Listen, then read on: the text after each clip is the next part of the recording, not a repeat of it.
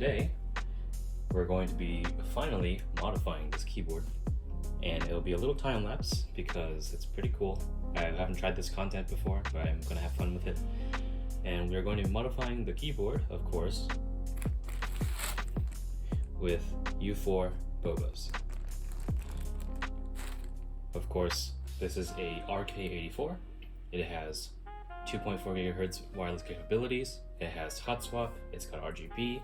It's got USB pass-through, and it's pretty much everything that you wanted for a package. And albeit I've heard a little bit of sort of inconsistencies with the product itself, I'm hoping that mine will come out right and that it will be a successful rebuild.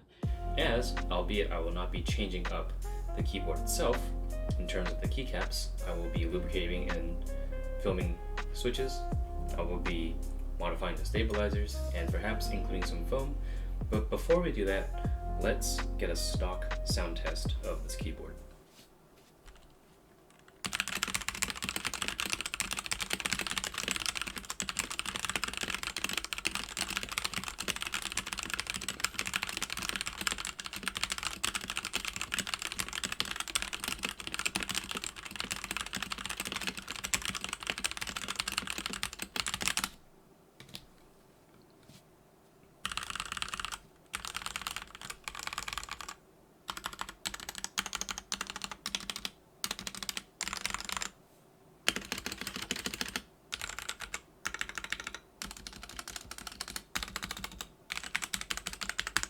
Alright, stabilizers are using work, but let's get started.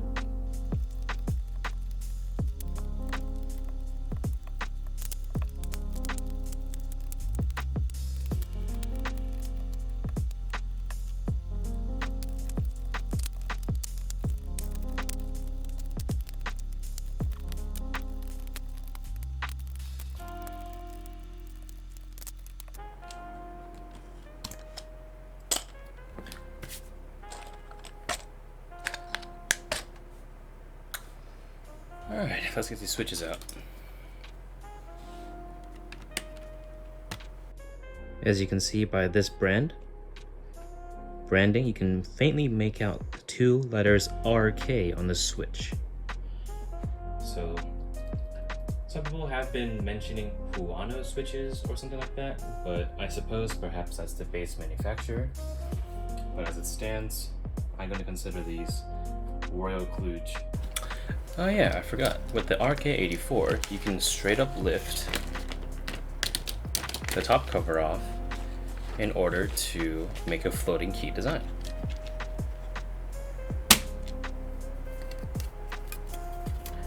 Also makes it very easy to take the switches off. Nice inclusion, RK. I like this.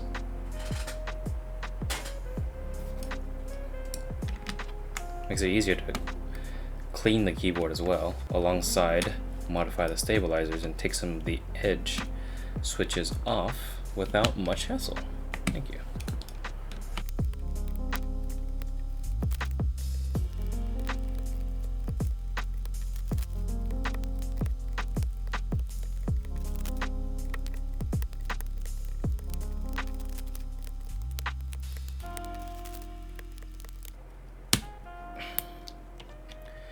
I'm noticing that some of these switches sort of get stuck. I'm not sure if it's the hot swap socket or if it's just the weird switch design, but regardless, you might see me struggle a little bit, pull these out, and then they'll come out with a little crack, like that. I'm not sure whether or not that's the bottom housing, whether or not that's the pins, but do keep that in mind. Whether or not that may happen on your model, I don't know, but perhaps if this is a repeated incident, I suppose that is consistent on many models. Anywho, now that we are nearing the end of our switch extraction process, I can see through the PCB and I can tell that there's literally nothing inside the case. If I were to shine it up to a light, albeit the camera is a little bit too far to see it, the inside of the keyboard is actually completely hollow. So what we're going to do is we're going to take this apart and add some shelf liner to it, because I can tell that just by looking inside, the only thing that takes up any sort of space inside this case is the battery. So let's get to work.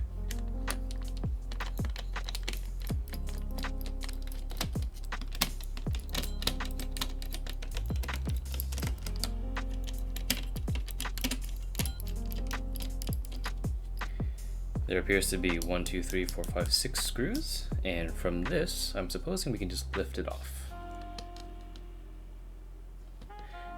No. Okay, yes. Yes, you can.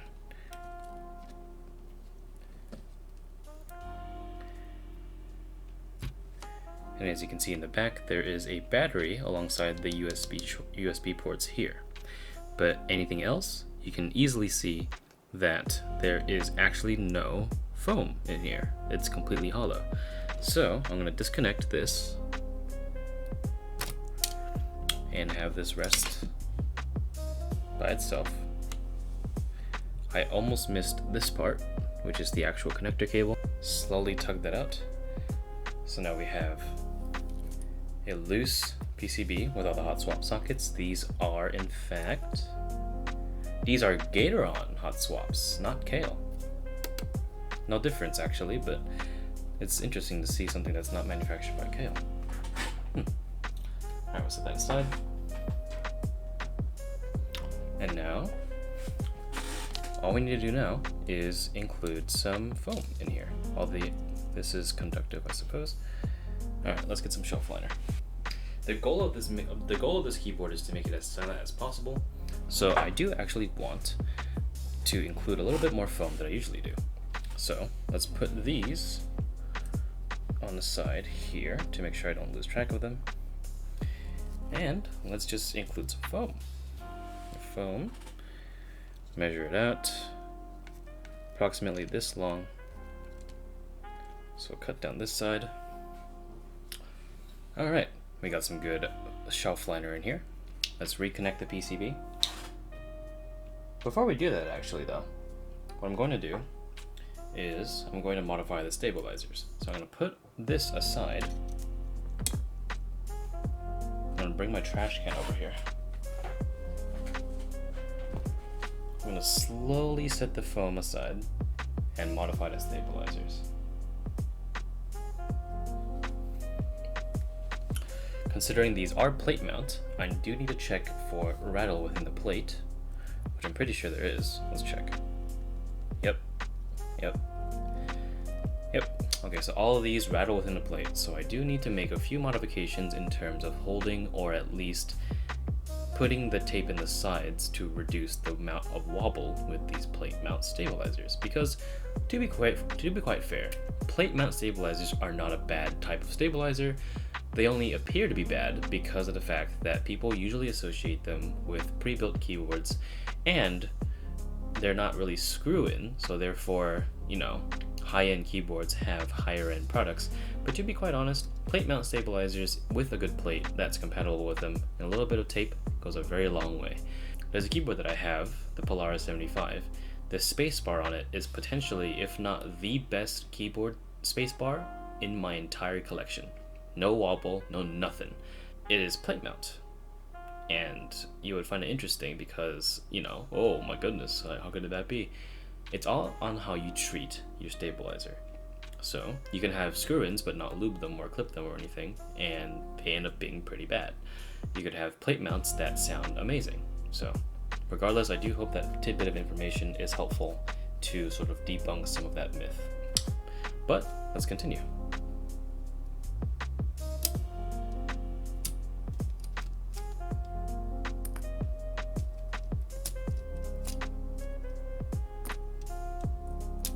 You know how these are loose when I could just flick them out with my fingernail. Alright, let's get the modding. I'm gonna stop the recording here and come back with finished products. Alright, finally, after literally 2 hours, I now have finished Band-Aid modding and Holy modding my stabilizers. So we can finally put it back together. And of course, these are already here. Quiet keys, always a good sign, because I want this keyboard to be as quiet as possible. So let's reassemble everything. But first, we always have to connect the wires, of course. Let's put some of these screws back on.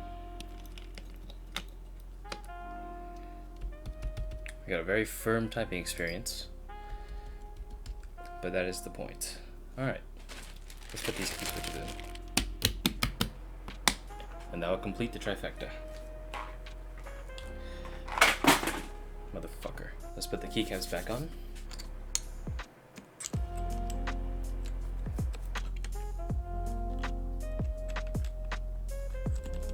And the finishing touch.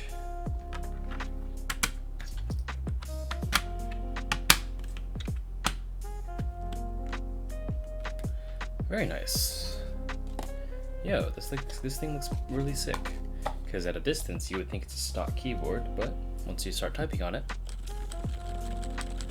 it's completely silent. Alright, let's give it a typing test.